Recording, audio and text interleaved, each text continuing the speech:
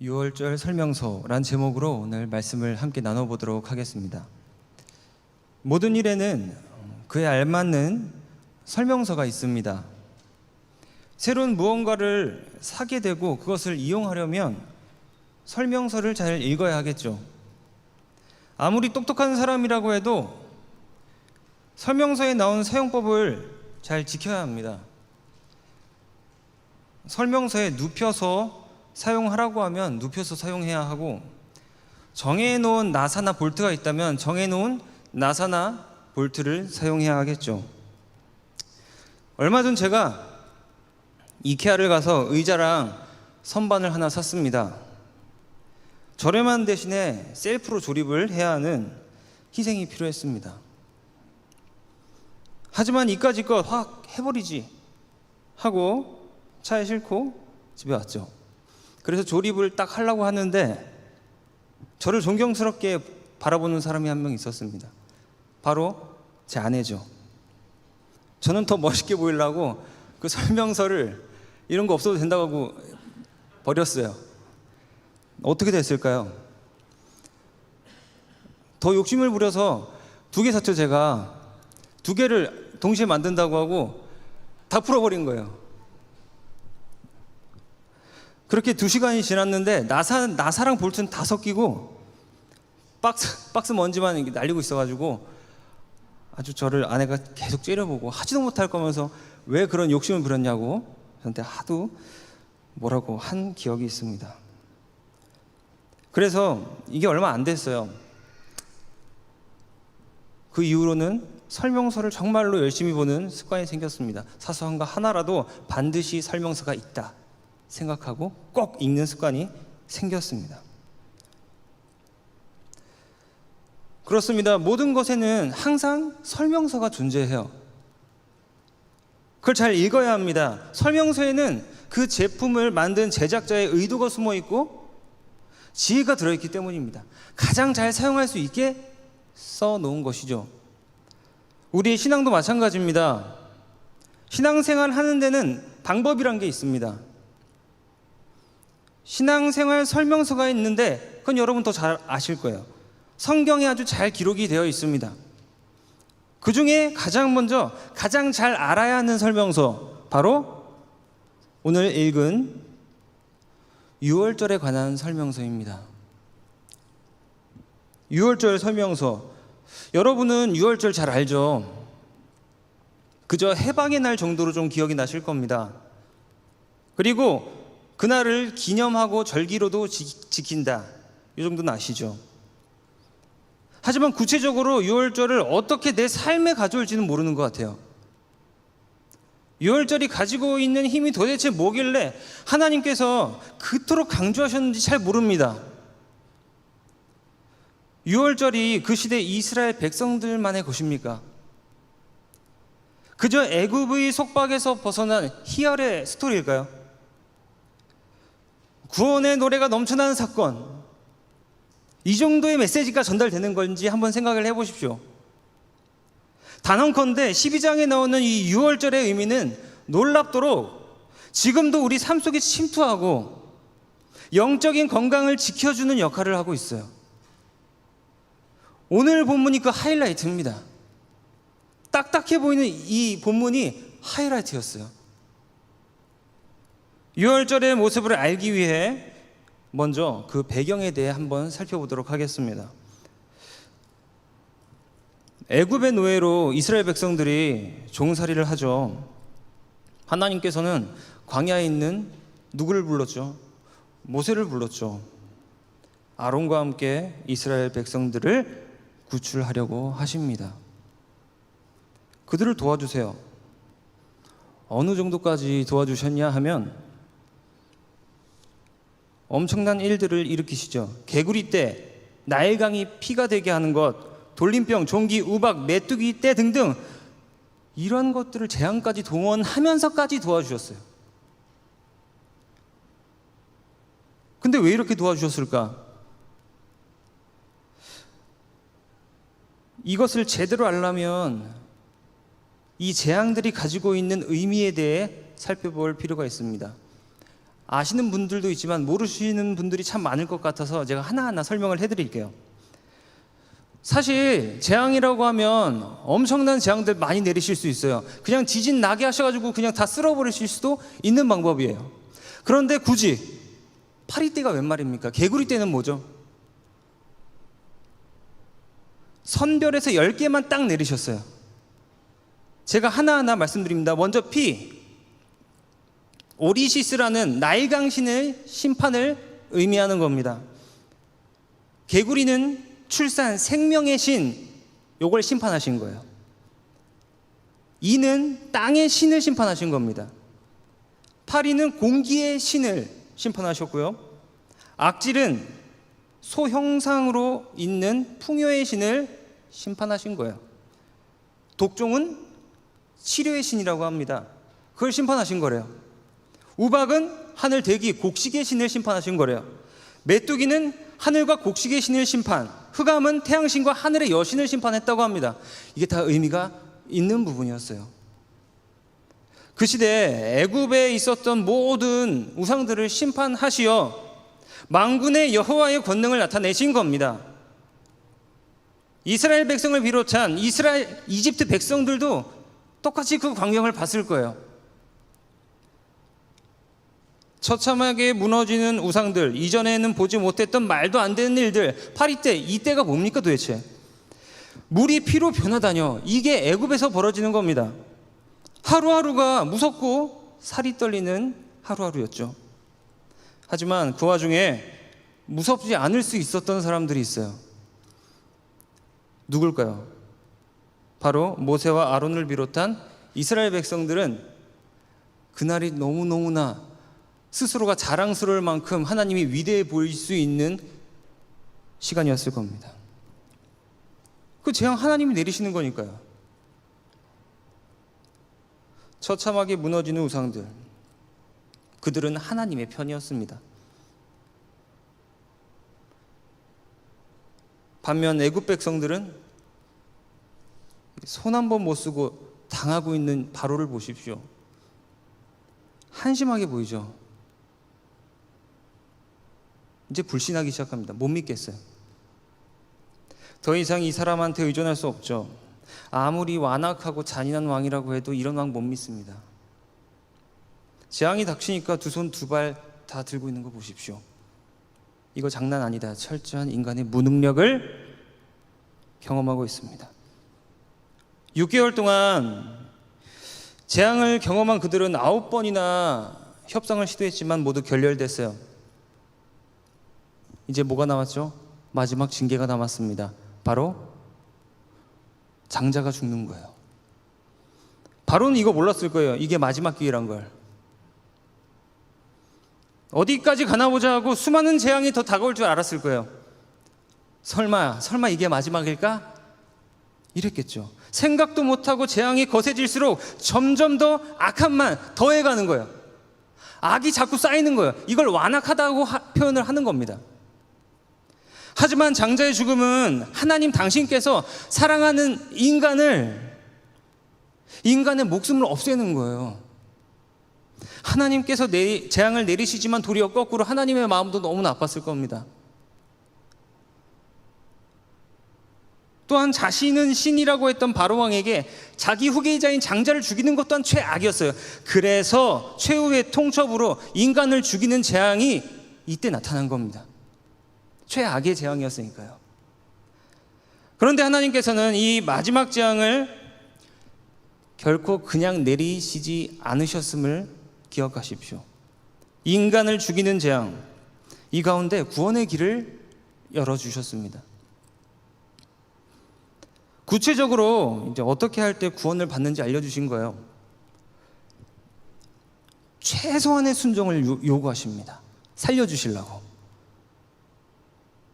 정말 최소한. 이 말은 최소한의 순종이란 결코 어렵지 않은 것이었다는 말이에요. 하기 쉽습니다. 죽음을 면할 방법을 아주 쉽게 만들어 주신 거예요. 노골적으로. 그 방법이 뭔지 아십니까? 그 방법은 첫째, 모세가 전하는 하나님의 말씀을 믿는다. 둘째, 그 시대 주변에서 흔히 볼 수 있었던 양을 잡아서 피를 모은다. 셋째, 그걸 바른다예요. 끝이에요. 이렇게 하면 살려주시겠다고 하셨어요. 했을까요? 한 사람도 있고 안 한 사람도 있습니다. 사람이 죽는다는데 이것조차 안 한 사람이 있었다는 말이에요. 기억하십시오. 아무리 쉬워도, 진짜 쉬워도 믿음이 없으면 못합니다. 믿음이 없으면 못해요. 아무리 쉬워도 믿음이 없으면 못하게 돼 있어요. 여러분은 예수님의 죽음과 부활을 통한 구원을 믿으십니까? 아멘이죠. 그런데 여러분은 알고 계십니까? 지금은 하나님께서 구원받는 방법을 더 쉽게 만들어 주셨어요. 이제는 양을 안 잡아도 돼요. 믿기만 하면 된다고 더 쉽게 만들어 주셨습니다. 그런데 이걸 못하고 있는 사람들이 너무나 많아요.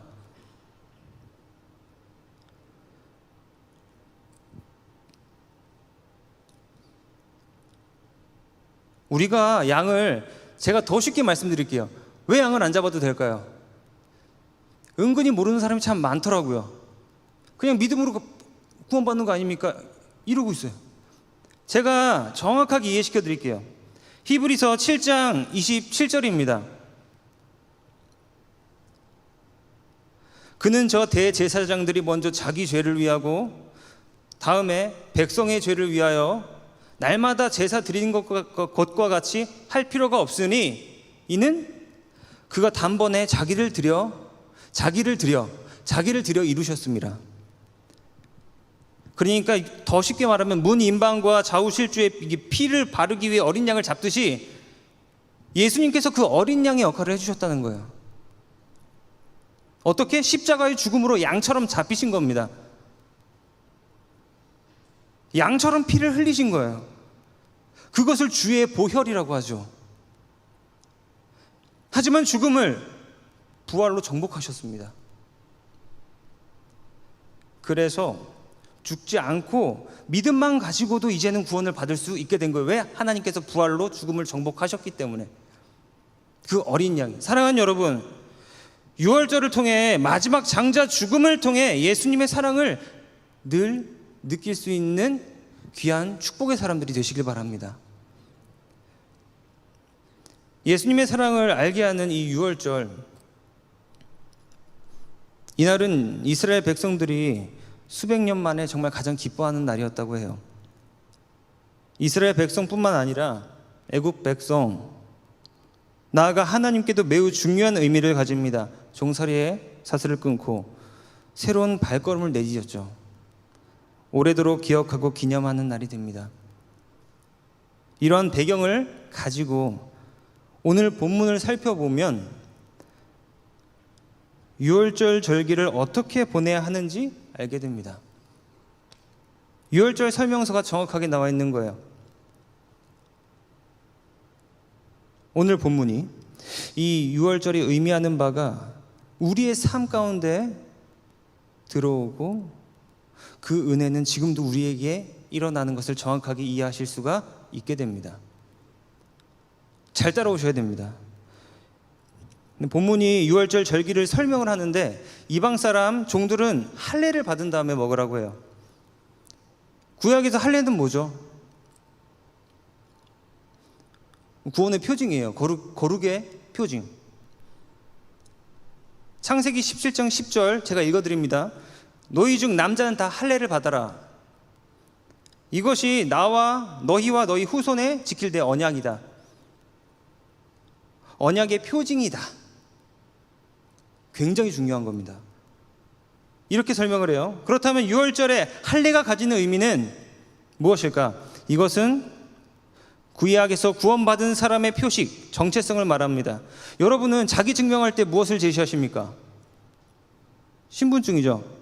주민등록증 내밀지 않습니까? 구약시대에는 하나님께 자신을 증명할 때 뭘 내밀죠? 그 할례의식을 내민 거예요. 신분증이었다고요. 그와 같은 역할을 했던 겁니다. 여러분이 지금 살고 있는 가운데 지금 여러분이 하나님께 저는 하나님의 사람입니다 라고 자신 있게 증명할 수 있는 표식은 무엇입니까? 신약에서는 마음의 할례를 받는다는 표현이 있죠. 지금 여러분의 삶에 존재하냐는 말이에요.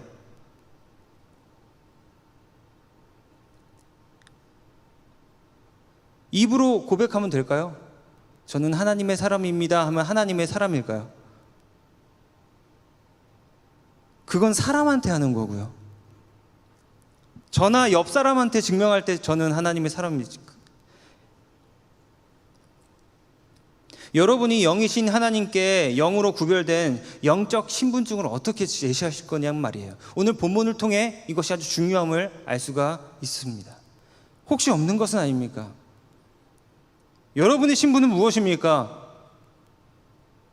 이런 영적인 신분증을 우리는 거룩이라고 통으로 말하는데 그 거룩을 어떻게 증명할 거냔 말이에요. 그 신분증의 모습은 모두가 다를 겁니다. 우리 얼굴이 다르듯이 주민등록증이 모두 다르듯이 말이에요.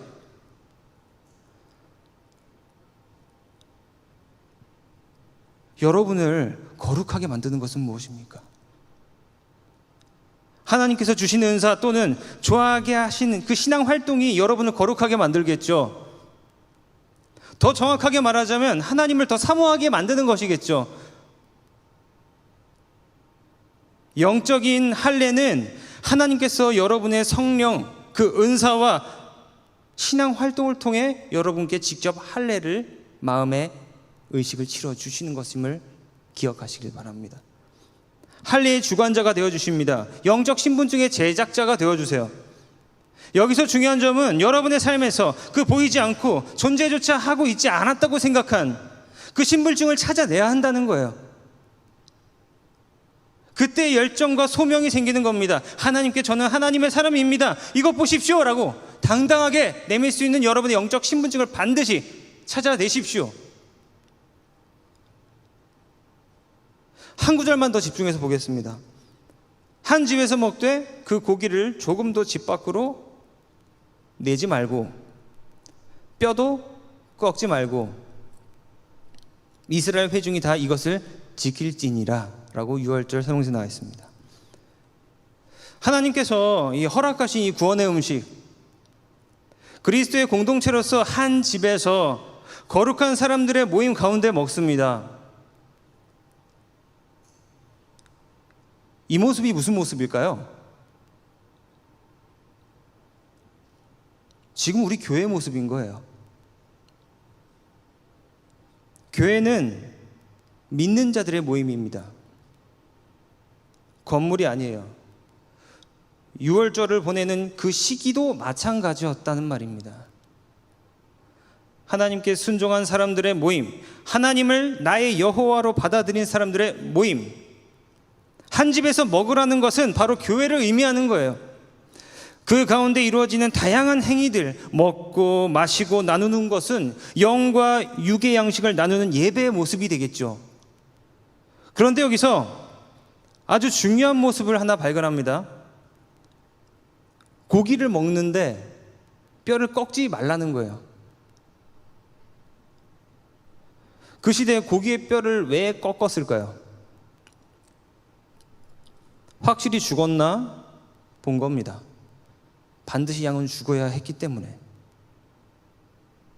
그런데 한 집에 모인 사람들의 모임 가운데 먹는 그 고기, 우리의 죽음을 모면케 해준 그 고기, 다리를 꺾지 말라는 이유는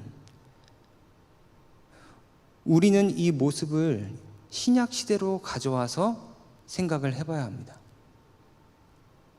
그래야 더 정확하게 이해를 할 수 있어요.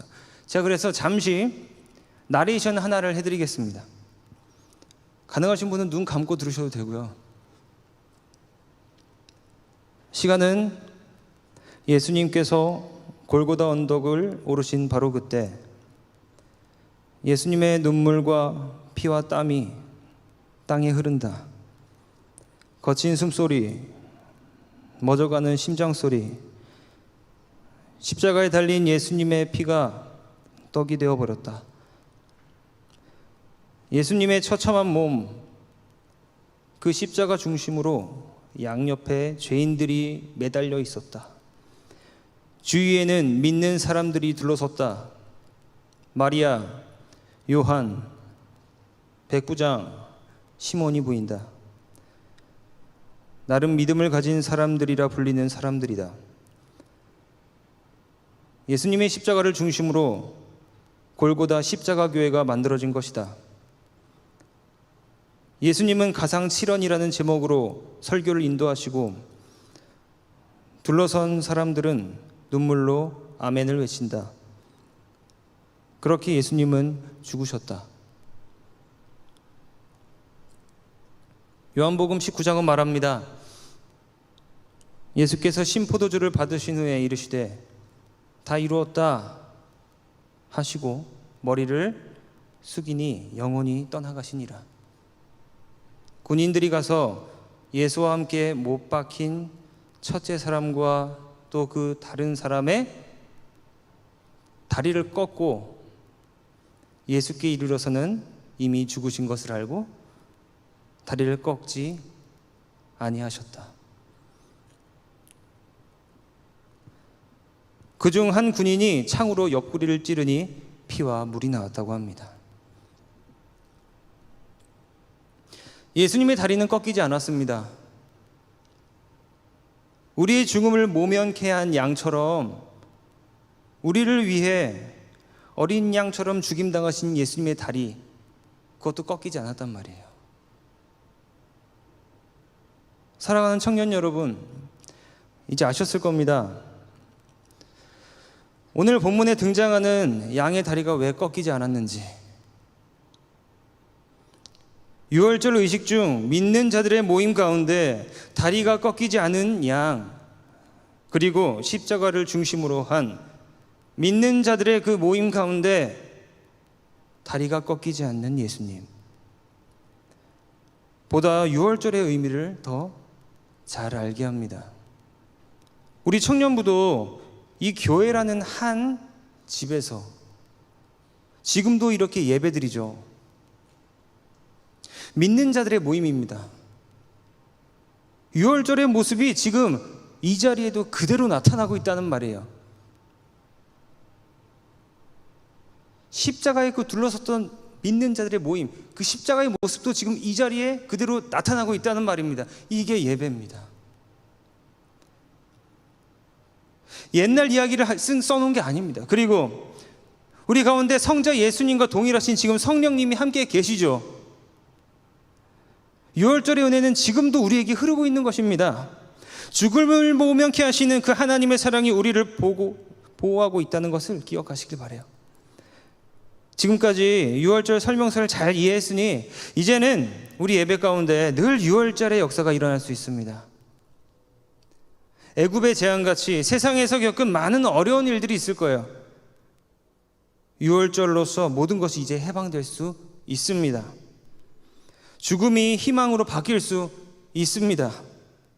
그 희망은 거룩하고 순종한 사람들에게만 속한 것입니다. 쉽다고 무조건 할 수 있다고 믿지 마십시오.